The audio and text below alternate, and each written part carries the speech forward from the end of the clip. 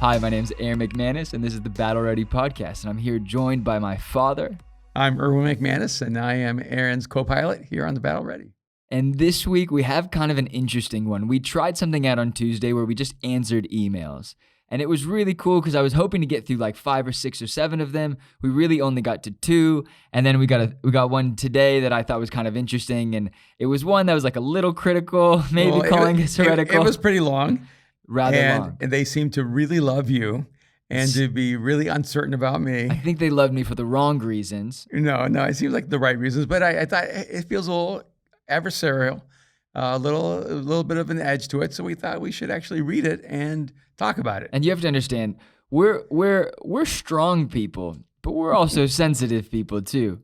So there's some moments where I was like, hey, I got an interesting email. Maybe they're calling you a bit of a heretic, but they said they love me. So should I read it to you or so do I you not like them right away? No, I didn't like them. You know, we're together on this. We're together Absolutely. on this. We're not competitive, except for when we played basketball. You were 62 and you shot the lights out of the house last night. It was fun to get back on the court after having knee surgery, almost exactly 5 weeks later, getting on the court and just reminding myself that I'm not ready to finish my season on the court. I watched you steal the ball from my friend Carlos, who's my age or younger than me.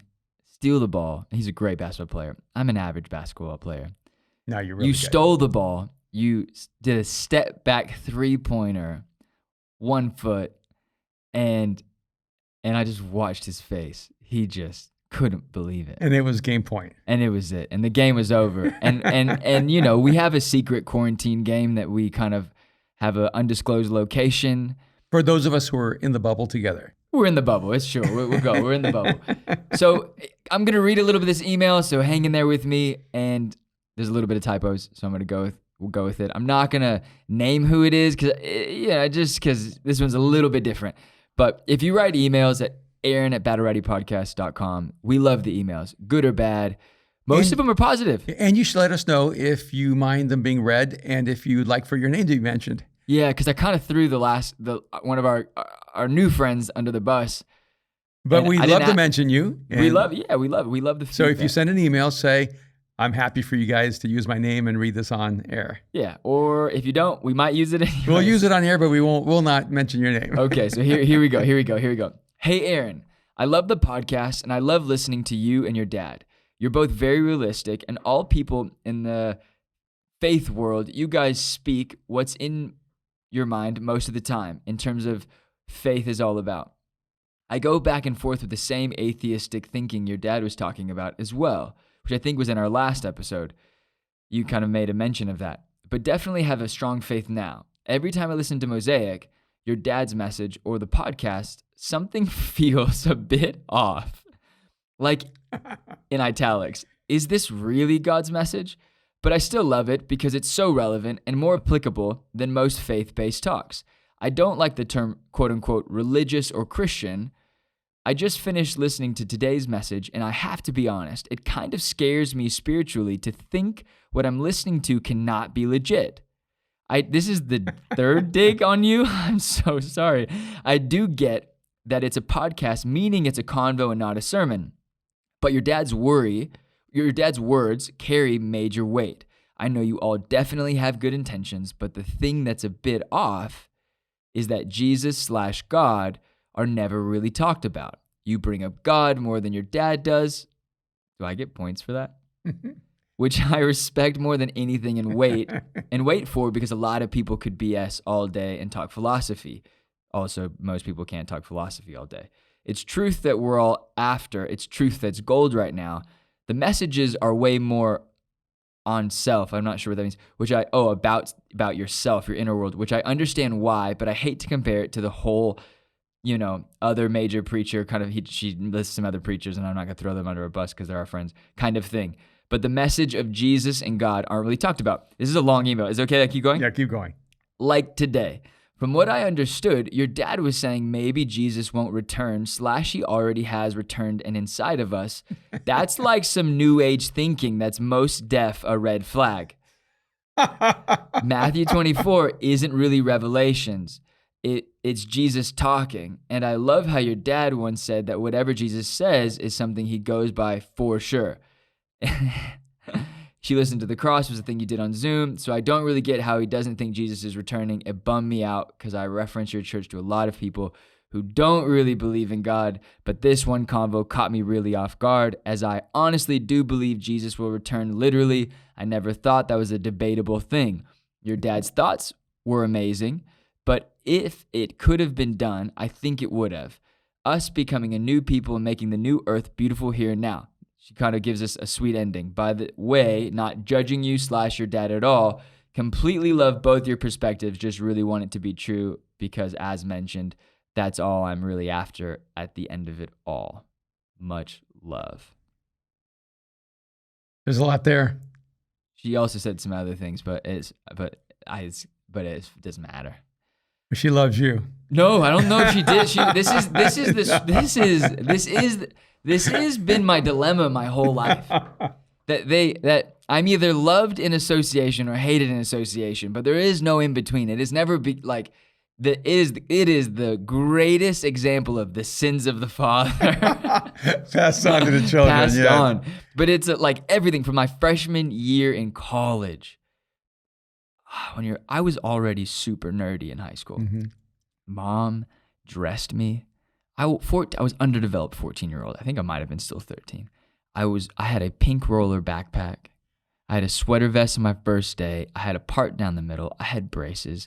I was about 5'4". Nothing wrong if you're vertically challenged, but you're 6'1", claiming to be 5'10", and that bothers me because I'm actually 5'10", and you are not 5'10". But anyways, you really let some things happen to me in high school. Then we get to college. In my freshman year, day one, I decided to go to like a Christian school because it's the only school that would let me in, and I was an underachiever. And all of a sudden, there you are. Not just you, but your whole staff. And you're opening up my freshman year of university. I'm the speaker for the convocation, the whatever, for the whole university. Speaker for the welcome to this university. And it didn't go well for me. No, by the next day you were branded the son of a heretic. The scarlet letter was on your forehead. I had the big dark, I don't know. H. The H for going to hell. And heretic. And all the things. But I'm loyal. We're Latin. I'm loyal. You mess with my dad, you mess with me. And you mess with my son, you mess with me. So I don't think she likes me more than you. But it was a really interesting thing. And I want you to break down this email a bit because I think you have the insight, as we were talking a little bit before, because at the end of the day, we've gotten kind of used to being critiqued. Sure. Of course. And we wouldn't be doing this podcast if we were not willing to take criticism and critique. Right. And in fact, I don't think Battle Ready would even be Battle Ready if we didn't create some controversy. Yeah, it's about facing the battles we come across every day of our life. And sometimes those battles are in the world of ideas and beliefs. Now, first of all, I want to say I've read some pretty hostile emails, and that's not one. That's not a hostile email. In fact, what I hear is I'm assuming it's a woman. Yes. I hear a cry for help that says, I actually really like what you guys are saying, and I'm terrified that it's wrong. Help me, help you. Get it right. And if you're listening to this and you're like, I'm not religious at all, mm-hmm. we would say the same thing. Yes, I think there's so many things there I would love for us to address. Yes. And I'm not even sure what order in which to do them, but I would say that like she was addressing the podcast about, is this the end of the world? Right. And she's very concerned because she's always believed that Jesus is coming back. Right. And she heard me saying that Jesus is not coming back, which is not what I said. Okay, so... But it's because... But you did talk about like heaven. Yes. What I said is Jesus has already come back. And he lives in... And he lives within us. Okay. Now, anyone who actually understands the Bible that believes it would have to agree with that. Because they would say that when you accept Jesus into your heart, into your life, right. that he fills you with the Holy Spirit, right. and you're filled with his being. Right. Anyone who believes that God comes to dwell within us believes that Jesus has come back. They just don't use that language because it doesn't fit a historical narrative. Mm. And so I didn't say he wasn't coming back again. I actually do believe he is coming back again. But I think that our language is too limited, because when we say Jesus is coming back again, we're actually declaring that he's not here. And so I think that language actually betrays us, because if we believe he's here, then how can he be coming back? Right. And what I'm saying is that we've emphasized the wrong thing for 2,000 years. Yep. And so there's but that's just the specific answer to a much bigger question, because what the problem is that you're not sure if what I'm saying is right, and yet what I also hear you saying is that it seems the most right. You listen to us, you listen to the Battle Ready podcast, you listen to Mosaic because it resonates with you, it's relevant to your life, it's helpful to what you're going through. You're just not sure if he recommends it to friends. Yeah, but you're not sure if it's biblical. Now, here's the real dilemma. Are you saying that you would... Oh, man. Buckle up. That you are more committed to the Bible than you are to truth? Because if you're moving toward truth and you think it moves you away from the Bible, then we're in real trouble. See, one of the things I would say to you is that Jesus was never afraid of the truth wherever it came from. That Jesus always moved toward the truth. And he violated their Bible. He was constantly violating the Bible of the Hebrews because he did not see or interpret the Bible the way they saw and interpreted the Bible. What I would say is that you're going through the same dilemma. You've been taught things that you believe is biblical, but they're not necessarily biblical. And whenever you feel that pursuing truth moves you away from the Bible, you misunderstood the Bible. Keep going. I'm not going to interrupt you. This is amazing. No, and so the reason I think the reason some people feel a tension with me is that I do not use Bible language to pretend I'm seeing the world biblically. Amen. But I do think we put this under the Christian genre in the spiritual religious section on iTunes and Spotify and wherever I don't think that's a thing on YouTube, because we kind of like to stand in that in between of going like, we're not associating with you people who are religious because we like you. It's because we care for you. Yeah.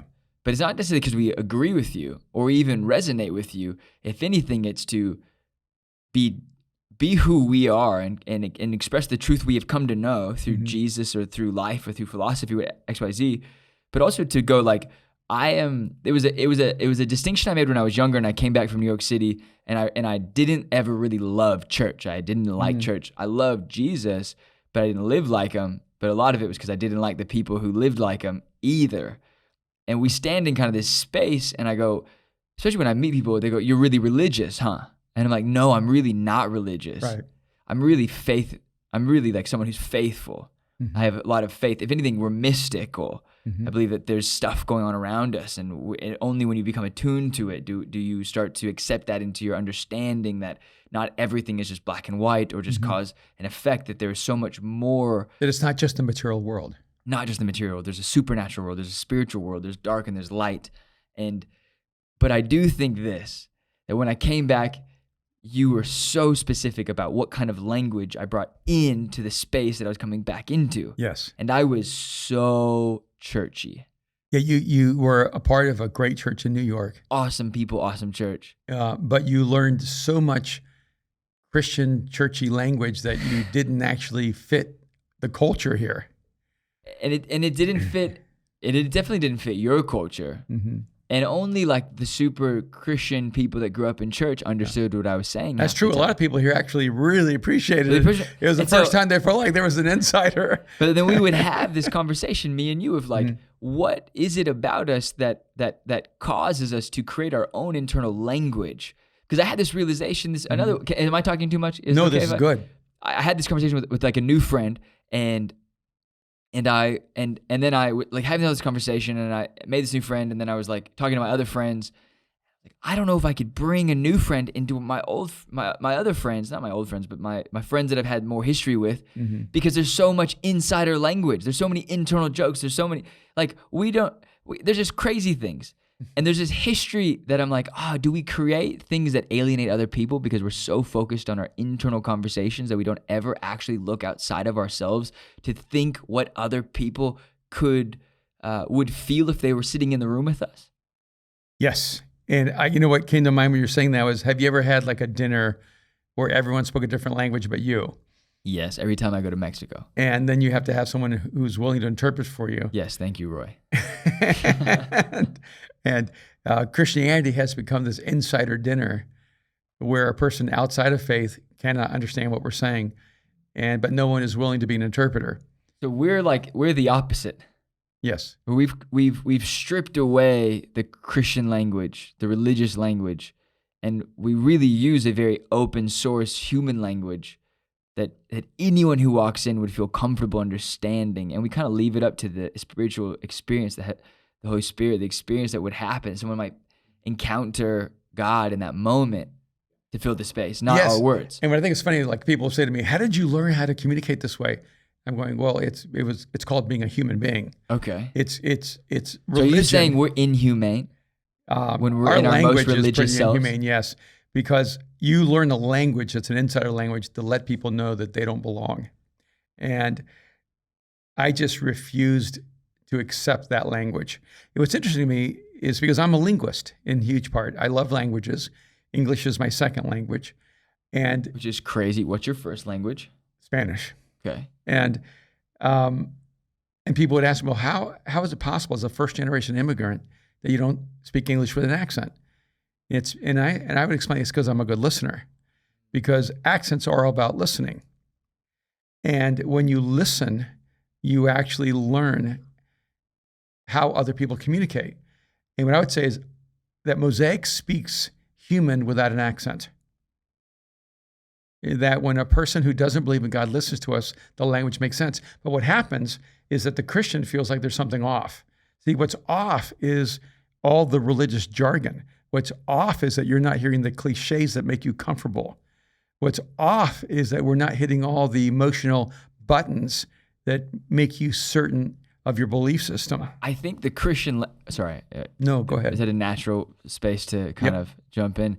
I think the church and the religious space has some of the most fundamental key marketing tools to Christians. Absolutely. When people say amen and they expect an amen, and I've done these, they expect an amen back. It is an insider marketing trait that when you hear, oh, he said amen. He said in Jesus' name. He said, can I hear you, clap for this or do. There's these social cues, and what it ends up doing is it feels like it's this religious chiropractor that's like getting you aligned with all the other super religious people and not actually to like all of humanity. See, and I got to be honest, to me, it feels super culty. And it feels so culty. And we've been in some and even though I have great respect for the people, I feel like what they've learned is very culty. And what they've learned is a way of being popular with people who already believe rather than being relevant to people who are struggling to believe. And then I would go to our podcast, and we started Battle Ready. See, I as a listener, I want you to understand, I never for one moment thought to myself, oh, I'm starting a Christian podcast or a faith podcast. To me, we're going to start a podcast that has meaningful conversations about everything on the spectrum of culture, and everything that we're interested in, everything that catches our attention. And what I think is fascinating is that the very same people who will go to 100 different movies and love the movies, even though they never mention Jesus, think that, quote, if you're a pastor, you're supposed to only talk about Jesus all the time. Or you're going to go watch a basketball game or a football game, but you're not watching it because they're talking to you about Jesus the whole time. You're watching it because you love sports. And what I think is so interesting is that the moment a person identifies himself as, quote, a Christian or as a pastor, you're suspect if you talk about anything else except for Jesus. Now, we want our governors or our presidents to be Christians, but if they talked about Jesus the whole time, we would think it'd be a little weird. We think they should be talking about policy. They should be talking about foreign policy and domestic policy and economics. And they should be talking about how to fight a quarantine or a pandemic. we expect people in the real world to talk about real things. We expect pastors to only talk about doctrine. And sometimes it feels a bit like Harry Potter, which is a movie I love. And Yes. I make this joke that I'm like, it's like you all of a sudden realize there's this whole other world of like witches and witchcraft, like wizards that have these secret alleyways behind London, and there's flying owls that send letters, and anyone in the Christian world knows that we have our Harry Potter sections. And it's just sometimes so weird. I love Harry Potter. I definitely don't love religion. I definitely don't love organized religion. I do think what we are is different. I think we have a community of people that are actually, I think most places where tribes and communities exist, it is like-minded thinking. I think our community is very different in its mindset. People believe very different things when it comes to like how to live life, how to vote, how to spend their money, how to raise their kids. But we come together on a commonality and a common thing that we do believe in God. We do believe in Jesus. But they believe you believe in Jesus. They do. But so let me just take a moment here and say, I believe in Jesus. Jesus has changed my life. And the scriptures have informed all my life and all my mindset and worldview. And the difference is that when I became a follower of Jesus, I was convinced that God was a God of truth and that he did not want to limit my thinking around doctrine, but he wanted me to be holistic in my understanding of life and language. You actually were saying it's really more about language. And let me just give a moment of example about language. Here's the difference, is that Jesus used language that was very peculiar. He talked to the masses and said, "You're salt and you're light." And he talked to his disciples and said, "Look at the field, it's ripe for harvest." He stood at a well talking to a Samaritan woman and says, "I'm the living water." He talked about being the bread of life. And so what's happened 2,000 years later, well, it happened a long time before now, but what's happened over the last 1,000 years is we've taken that language, said that's biblical language. So if you want to be biblical, you have to say Jesus is the bread of life. We have to say there's living water available to you. We have to say, look at the fields, they're ripe to harvest. We have to use the words Jesus used to be biblical. And so we have churches that are Living Water Church and Bread of Life Church and even the ones that are cool. You have ecclesia, which is the Greek word for church. And so we have to use, we have Mars Hill, which is a place in the Bible that's described, even though it's a pagan place and where Greeks worship false gods, we have the word Mars Hill, but it's quote biblical because it's in the Bible. Here is how narrow and shallow and superficial our thinking is. If it's in the Bible, it's biblical. But Jesus didn't talk about bread of life because it was in the Old Testament.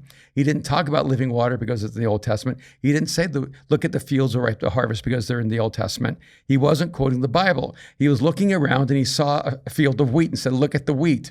He saw a well and he said, look at the well. He saw some bread. He said, look at the bread. He saw fishermen and said, you're going to be fishers of men. Boom, there you go, right? You see, so he was the greatest rapper of all time. Right, but if Jesus had been biblical, he would have been quoting Moses saying, right, you're going to be fishers of men, but Moses never said that. It was part the Red Sea mixtape 1 and 2, because he definitely did it twice.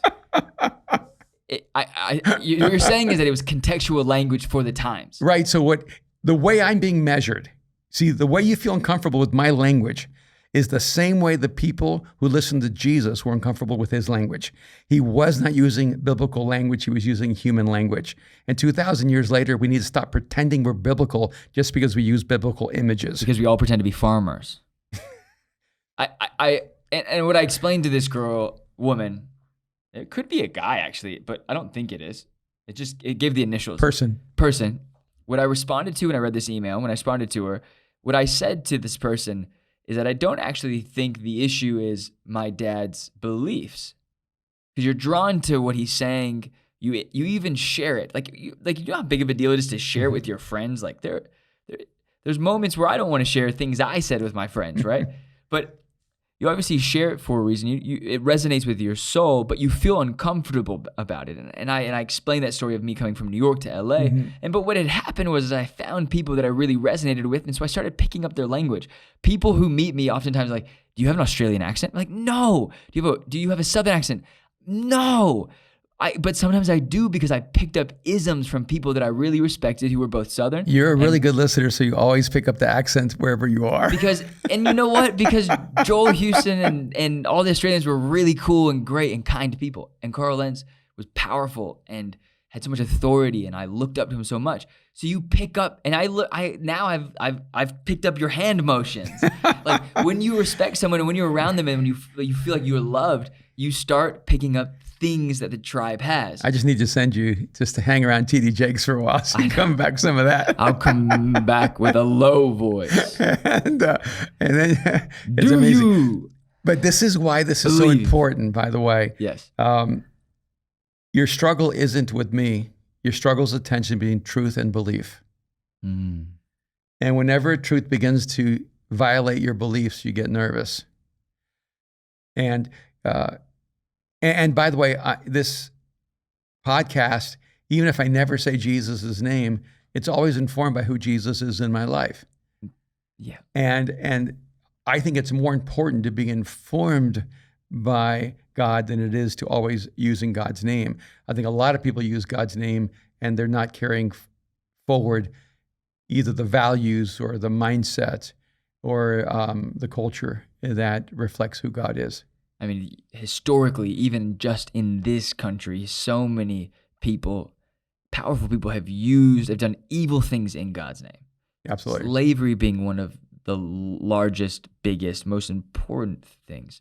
How were these slave owners, plantation owners, reading the same scriptures that we read today, seeing that like this is wrong, and going, in Jesus' name, I'm going to do this? Yeah. How do we look back and contextualize? I mean, we've talked about this a lot. You can't look back and judge them for every single thing that you've done or they've done, but what you can go back and do is learn from it. Right. And go, I'm not going to judge them for it. It was wrong, but we're going to make this better. And how do we build on top of a new language? Yeah. Well, I think that's the first step to understanding and engaging this podcast the best, is realizing that we are extricating all the religious language from this conversation. That if there's a truth to be communicated, and I'm not able to communicate it without Christianese or churchy language, then I don't understand that truth. Wow. And you're really about taking the truth that might be covered in a religious jargon and stripping it down to what people make, to the simplest of the idea, to the inception of the idea, and bringing the true purpose out of something. Yeah. And so you'll probably never, well, I don't want to say never. It'll be rare for you to listen to this podcast and go, oh, good, he's saying things the way I need him to say them. Yeah. I've always wanted you to say things the way I'd like to hear them. I really have. Just to get personal with it. I feel this way too. But I think, what is it about us that we have to question someone's validity, someone's faith, someone's connected to God or to whoever they say they're connected to, because they're not using the language we're so familiar with. Right. We become, I think we're so easy to judge on so many levels, but we're just talking about this facet of feeling comfortable inside of a spiritual setting. Yeah. Well, what is it about us, from your question, that has to work from absolute frameworks? Like, how about Aaron and Erwin McManus are provocative. They're insightful. They say things that make me think. I agree with them sometimes. I disagree with them sometimes. Sometimes they really resonates with me, and sometimes it maybe makes me nervous. Yeah. And then but I find them to be really a valuable source of conversation. Like, why do you have to agree with me all the time? Like, why do I need to always get it right for you? But that's the thing. That's the thing. We are incapable, and this is the theme on this show, is how to think and how to be friends with people who think differently than you. But I think this is, more than anything, the truest testament to the fact that we are, most of us, and I'm not saying we, who is we?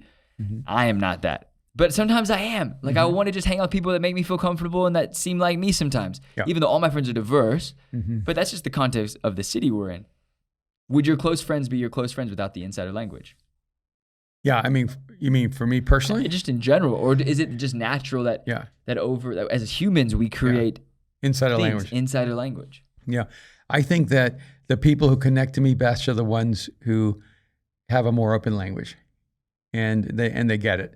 And it's funny because a good example of my own crisis of faith would be the Clippers go ahead 3-1 against the Nuggets. The Nuggets come back and win the next two, and so it's they end up being tied 3-3. And then I get texts from all my friends going, "What's going to happen? What's going to happen? What's going to happen? Are the Clippers going to win? Or the Clippers going to win? Or the Nuggets going to win?" And I sent a response. My response is, what I know for certain is that the best team will win Game 7.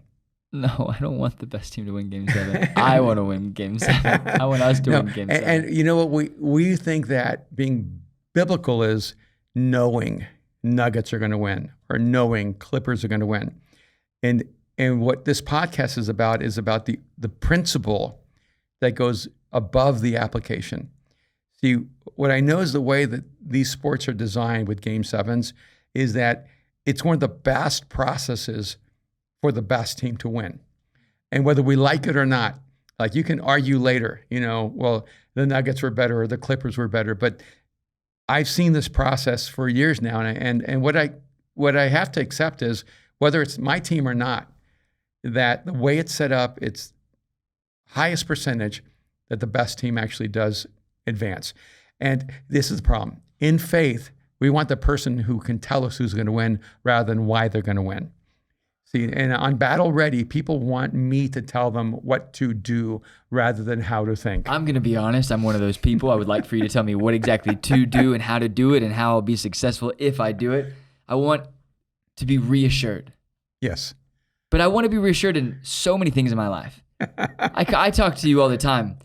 I think sometimes I come off very confident, a little arrogant, sometimes ignorant, previously maybe a little cocky. But then, it's such a humbling experience to lose in Game 7. It's so humbling experience. It's such a humbling experience to I don't want to bring up my personal life, but I'm going to bring it up. What? No, but it's just a humbling experience to go on a date and be like, I have to convince someone to.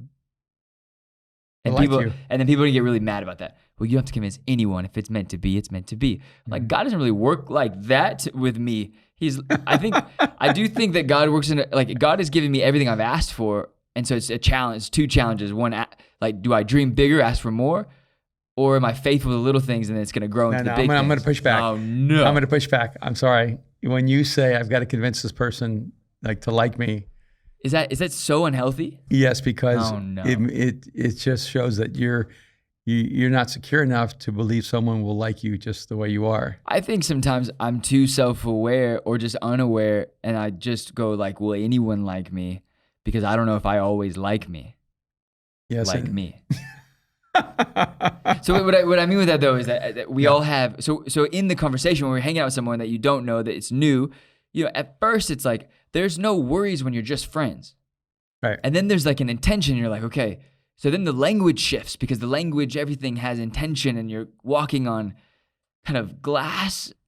But then the only times it ever works out is if it's not that hard. Yeah, there has to. You overthink it. Yeah. I think that one of the hardest things in the world is to believe that someone is enjoying being with you. And the ironic thing is that usually if you're enjoying that person, they're enjoying you. And it doesn't mean it's always what's going to come together or you're going to be there together permanently. But it's funny because we're talking about language, but a lot of it is finding a common language. The more things you can talk about naturally, the deeper the relationship goes. The fewer things you can talk about naturally, the sooner you'll come to a dead end in that relationship because, this is, I think, a dilemma a lot of people is that a lot of people move very, very fast to physical intimacy. A lot of people start having sex really quick in the relationship. And what ends up happening is that sex is a shortcut to intimacy. And so when you don't know how to build intimacy, you have sex. And because sex feels like you're being intimate. And it actually circumvents the process toward intimacy because you need to talk. Then what is intimacy then? Because I have a good friend who asked me, like, what are the rules in all this stuff? What are the rules in dating? What are the rules in being in a relationship? No one taught me these things. There is no, I get the 10 Commandments. Yeah, but I don't get what I'm supposed to do in a one-on-one relationship all the time. And one of the best outcomes of actually waiting to have sex until you're married is that you have to build the relationship on communication, and rather than on sex. Well, I have a whole plethora of things I would like to say about that thing, but I do really think that you're right. Communication, the connection of our languages. I think sometimes we're more physical because we're just filling the gap of that awkward silence. Right, because you asked what intimacy is, and to me, intimacy is someone truly knowing you and you truly knowing someone else. And that's why sex can feign itself as intimacy. Because when you're having sex, it is the most intimate act between two human beings. And the way you can know that you've actually circumvented intimacy is after it's over, you have this emptiness. And there's a disconnection there, and there's a loss of yourself. And I sound old school, but I'm telling you, when you treat sex like a commodity, you actually lose a part of yourself. Yeah, I mean, I think the way I try to explain it is because I've been on both sides of pure and impure, and I have great people who've helped me kind of come to a healthy understanding of why I need to be living in the healthiest place for my soul. Mm-hmm. I think the church revolves around, like, you got the Catholic Church, it's like you're going to hell if you do anything of sin until you confess, and if you don't confess, then you're going. Yeah. And then you have Christianity, who we say we're free when we step into Christ. And I think I made a comment on a podcast we didn't actually put out, on one that we kind of just like threw away. But I said, when you come to Jesus, they say like Jesus changes you immediately and everything changes, and then I said, no, that's not true. And I was thinking about it because I wrestled with it a lot, and I was like, no, it is true, everything changes, but it's more like a boulder. Right? Like it's now rolling, and it's on you to pick up the momentum to continually keep your soul in the healthiest space. And so when it comes to like relationships, or when it comes to sex, or when it comes to like what are the rules, I think it really is what determines, or not what determines, but what makes your soul healthy. Absolutely. That's so good. What brings the most health to your soul, and that emptiness that comes post-sex or post-hookup or post, whatever it may be. I think that's the feeling going, okay, that was actually not the intended, that actually wasn't the intention for that moment. For that moment was to be fully on the same page in communication. You're actually communicating with each other at an intimate level. And then I think we take that, I think, religious organizations take that guilt and go, this is why you need Jesus. But like, what if you have Jesus and you still are just trying to figure out the guilt, right? Yeah, that's why. We have. That's why priests will always have to communicate. And this is why priests will always have an income, and why churches will be filled with guilty people. Yeah. I don't know if we ever get to that place. And I think there's a huge miscommunication with that in our churches of like, how do we get to a place where we are actually fully free and at an understanding of what God has intended for us. Yeah, I remember years ago, this journalist came to Mosaic from New York to do an article, and when we were debriefing over coffee later, she said, "I've been listening to your messages, and you never moralize." And I said, "What do you mean by that?" She goes, "You never tell people what to do. You don't tell them how to live their life in terms of like right and wrong and sin." And I told her, I said, it's really interesting. There are like different approaches even toward coaching. Like some people coach by telling you everything you're doing wrong. Right. And some people coach by telling you what you could do right. And what kind of coach are you? I try to elevate people by showing them the extraordinary human being they can become. I'm a bad coach. I walk in angry. And I could be so much better. And so I always tell people, I said, look, when you become fully alive, you run out of time to sin. And so rather than focusing on everything I want you to stop doing, I'm going to focus everything I want you to do, and literally fill your life with so much wholeness that you run out of the stuff that keeps you broken. That's an interesting statement in and of itself, that you don't have enough time to sin. Mm-hmm. And I think we've talked a lot about what this idea of sin is. Which is a word I don't use that often. No, but we've also, which brings me to the next thing, we always also get in a lot of trouble. Right, because I don't use the word sin enough. Or hell. Or hell or enough. The devil. Or even my wife says you should use hell more. Or the devil. You don't ever, and I was explaining this to my friend. I'm like, I think a lot of pastors talk, or faith people, religious people talk about the hero and the villain. But to justify the hero, you have to make the villain equally as powerful. Yeah. But it isn't actually biblical. That's you're right. Right? Yeah. So we live in a world, we live in a mental construct that can't actually fathom the spiritual construct. Right. Right? That we I think Mom said she had a friend who said, there's demons under every rug. And I was like, Mom, that isn't true. Because not everyone has a rug. I don't have a rug. My only rug is in this room. Okay, here's a perfect example. Going back to the email. Okay. All right. I want to say biblical language, but I don't believe that's true. So I'm going to say Christian language has an unbiblical view of Satan. Christianity, I'm going to say this as a blanket statement. Christianity has an unbiblical view of Satan. Because when you hear modern Christianity talk about the devil, and I'm amazed, like on my Instagram, all these preachers pop up. It's almost like every scroll is about the devil. And you'd think that we worship the devil and not Jesus, because that's so much of the dominant conversation. So much, like the devil's trying to get you. But you're having a hard day, it's the devil. But here's the thing, that the devil is not all-powerful. The devil is not all-knowing. And the devil is not all-present. We are the same person. I used the same conversation in that. Yeah, only God is. But what's happened is Christianity uses a language about the devil as if the devil's everywhere. The devil cannot be everywhere because he's not God. Christianity uses a language about the devil that he knows your every thought, and he's involved in every aspect of your life, tempting you. He cannot do that because he's not all-knowing. In my head, I'm like, I talk to myself all the time. Does he know? I talk to myself out loud. Yeah, and if the devil was inside of some of our brains, he'd get so confused. And then he's not all powerful. When people are living in this mindset, they're constantly under the oppression or possession of the devil. And I'm going, the devil is not all powerful. And we attribute to the devil the same attributes as God. It's what you said. We need a villain equal to the hero. Well, Jesus is the hero, but the villain is not equal to the hero. And they're not anywhere near equal.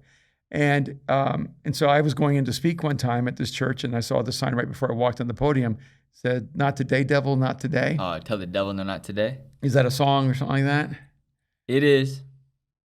It is. It doesn't change it. You can tell me that I'm got to be censored, but I'm not censoring this. It is a song. We didn't write it. I didn't know it was a song. I just saw it right before I walked in, and I thought, oh no. I said, really? Like literally in my mind, I thought to myself, I'm about to walk on this platform on Sunday morning to open up the Bible and talk about what is on God's mind.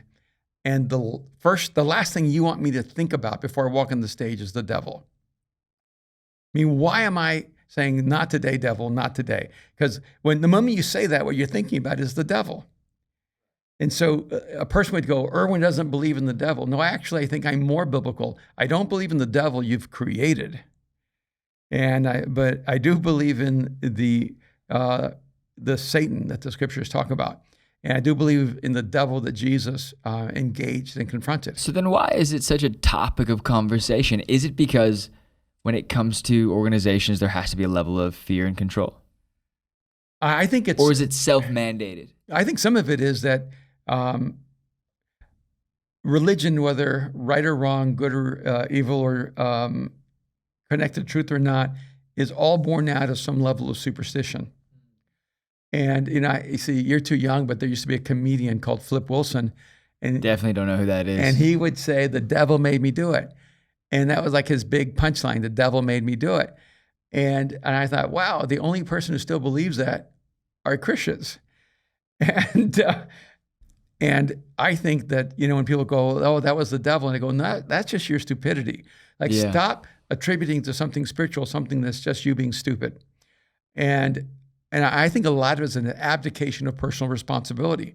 See, I think we attribute a lot of things to spiritual forces and to evil and to Satan and to demons and all that stuff, when it's actually just you making bad choices over and over again. And look in the mirror, because the devil you need to overcome is the one you're looking at. And I just feel like that's one example of where we think something's biblical, but it isn't.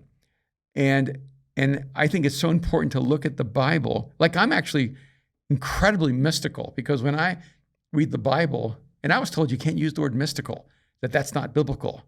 I thought, well, how do you describe a guy named Moses going to the desert and talking to a burning bush? I mean, how do you describe Elijah hearing God in the cave, after the earthquake and the fire and the wind? I mean, how do you describe this experience with God that you see throughout the scriptures? I mean, these men and women were mystics in that they were transcendent. They were connected to the God who's eternal. And I believe that there's something more profound in the material world, and that I am spirit, and then I have a body. Not that I'm a body and then I have a spirit. And I look at all the scriptures that way. But I also believe that all the universe is created with intelligence. And so so intelligence exists because we're creating God's image. And so when Christians seem to be against intelligence, and it makes me angry. And when I started, do you think it's a laziness, or do you think it's our inability to, or our unwillingness to actually go deeper into knowledge and understanding? I think it's an arrogance that says belief is absolute truth, and because once you have belief, you're not allowed to question it. And once you're unwilling to question your own beliefs, you move to a level of arrogance that's actually dangerous. And that's why Christians killed other people when they disagreed with them. That's why Christians are oftentimes even the birthplace of science, and yet the killer of scientists. And because we didn't know how to deal with the fact that you raise a child to pursue truth, they're going to discover something that makes you nervous. And just like we discovered that the earth is not flat, just like we discovered that the sun does not revolve around. Yes, the sun does not revolve around the earth. Let's just nail that down, okay? Okay, we gotta tell a certain point guard on the nets. But we need to realize there's a difference between using the words in the Bible and having a biblical language. And what I would say is that what we're doing at Battle Ready is we're actually using the most biblical language because it's relevant, it's human, it cuts out all the garbage, and it doesn't depend on cliches. Yeah, and it's honest about what we know and don't know. I really wish you would put all of these into little videos that we could subscribe to. That would be a cool project.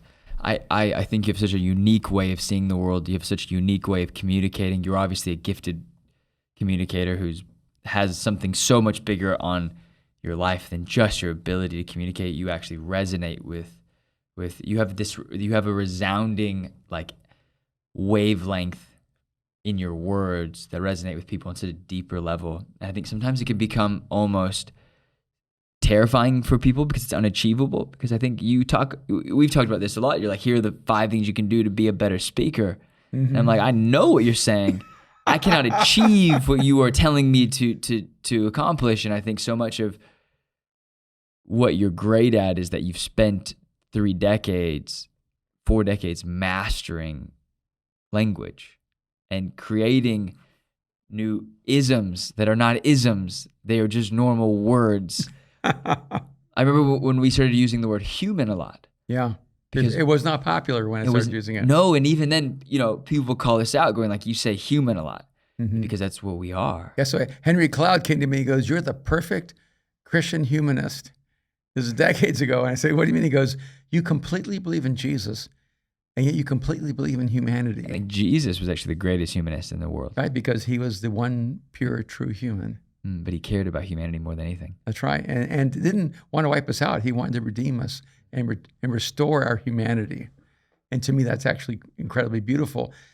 And yeah, so that's the language of battle ready. So I understand, wow, that our language will betray some people of faith.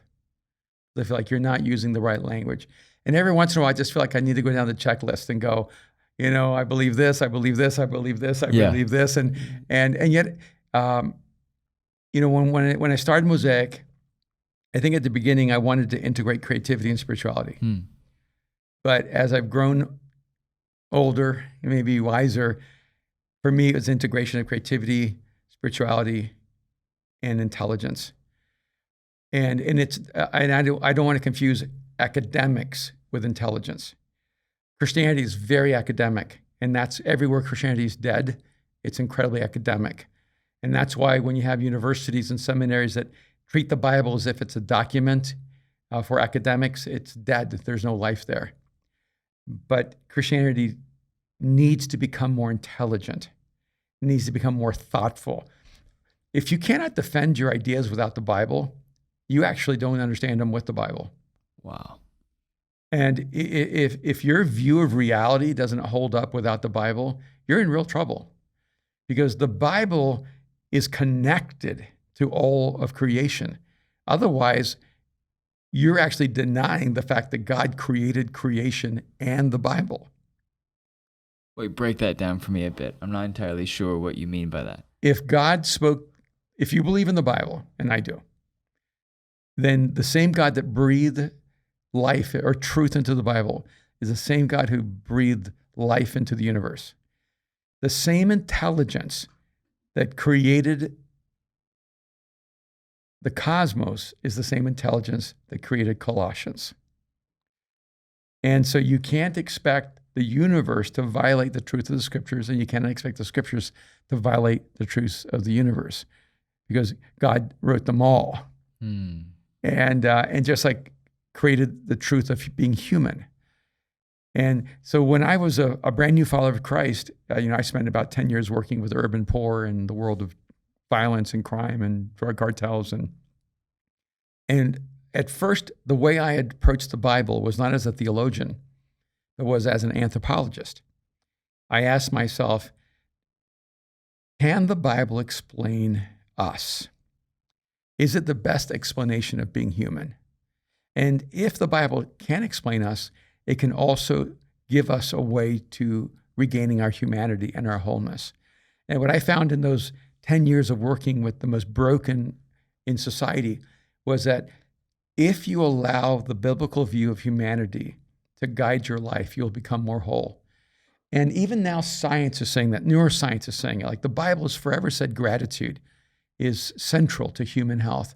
Now neuroscience knows that. In fact, I was at this neuroclinic, and they called gratitude the lubricant of the brain.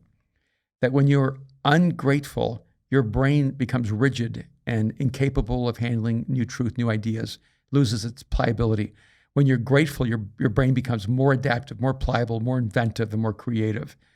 And we're now seeing that principles in the Bible, like humility, are actually the principal characteristics for wholeness that makes a person resilient and have integrity. And it's interesting to me that the principles in the Bible that point us to the best expression of ourselves are now being confirmed and actually empirically proven by science, which to me is pretty extraordinary. That is incredible. Okay. So I guess in summary. That was a summary. The summary to me is I love that email. I do love the email. And she's asking questions a lot of people ask us. I do love the email. I don't love that it's still a thing. It is a thing. Yeah. But it's always going to be a thing because we do not speak the language that makes us an insider if you grew up in church. Right. And she listed another pastor who is extremely well known. Mm-hmm. His name's Joel Osteen. So we're saying this at the end of the podcast because who knows if we'll keep it. His name's Joel Osteen. Mm-hmm. I've had friends of mine who are close in both LA and New York criticize Joel Osteen. He doesn't preach the whole gospel. He doesn't talk about sin or hell enough.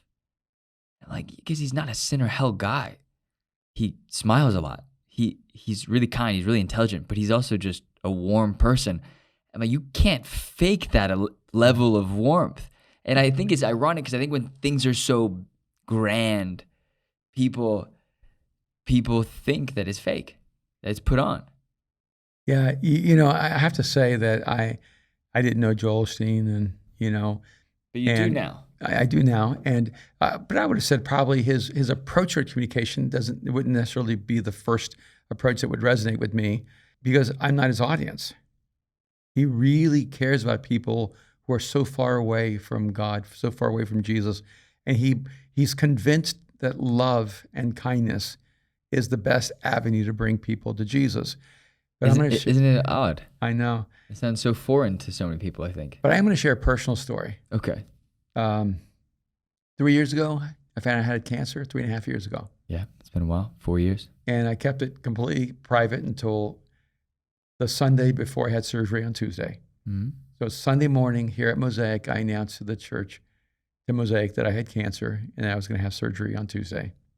And I walked off the stage, and this man I'd never met, didn't know anything about, named Joel Osteen, had already sent me a text asking me how I was, telling me he was praying for me. And from what I understand, his wife, Victoria, was listening to the message while Joel was preaching in Houston. We're not going to go into that. That's their own. And, they do lots of services. A lot of services. I'm sure she probably already heard the message multiple times. The moment he got off the stage, she told him, and then he reached out to me. And I didn't even know he knew I existed. But, when people, it's easy to attack people from a distance. Yeah. But I have to tell you that it was so moving to me and so personally meaningful that he would reach out to me. And then since that time, we've had multiple times where we've talked and had times together. So for the haters who were wondering. Yeah. So for every hater who's ever, going, oh, this person isn't doing what he should be doing, I will tell you. It isn't even that. It isn't even that. I wish it was that. Yeah. It's that person doesn't know Jesus. That person doesn't love God. This person is dishonoring and heretical and XYZ, right? Yeah. It isn't ever just like he's not doing what he should be doing. Yeah. It is, and I always find it interesting because the people who are critiquing are the same people who live completely hypocritical lives. You don't want to say that, but yeah, or doing nothing. Yeah, not that I haven't been hypocritical in my past. I'm a hypocrite. But Jesus said, if you want to go back to Jesus and be biblical, he said, if they're not against us, they're for us. Oh, interesting. And because his disciples saw some people over there casting out demons, doing some really spiritual stuff. And they said, hey, Jesus, why don't you let us call fire down from heaven and consume them? They said, as every loving disciple would do. And Jesus said, that's not a great idea. I think that you should change your mind about humanity. If they're not against us, they're for us.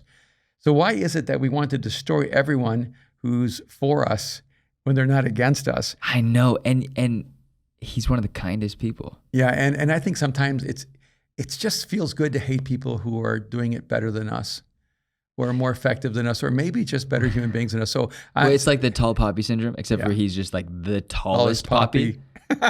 And so it's like an oak tree inside of a poppy field. Yeah. And so, I look at it and go,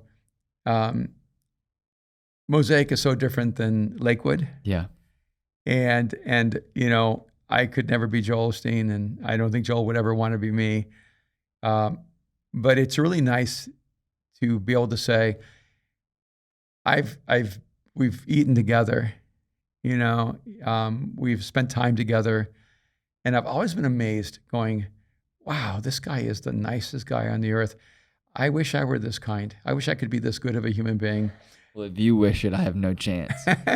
And so, maybe a part of ending the podcast, it would be like when you send us questions, I think a part of the framework is that we're taught to look for reasons to be against someone.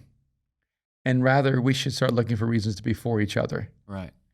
And I hope on this Battle Ready podcast, sometimes I say things that you go, yeah, I don't know, I can't go there with him. I hope sometimes Aaron says things that, you'll go, I'm not sure about that. And because we may come back later in a different podcast and go, we've been rethinking that, or we've changed each other's minds. Because the whole point of this podcast is to have conversations on the journey of learning. Aaron and I have not arrived. We're not even sure if we're very far off the starting line. I think you lapped me a few times. But I think this, for me as your dad, this is one of the most meaningful conversations I have every week. And so I want to thank you for bringing provocative conversations. And I want to invite people to send their questions. Send their questions. And with that, we're going to bring this to an end. And I want to thank you because that was one of my favorite conversations that we have had on how to have conversations and how to understand different languages. But I want to just say thank you. And I love you so much. And as we close this out, we are the Battle Ready Podcast. Hey, I love you, bud. Love you too.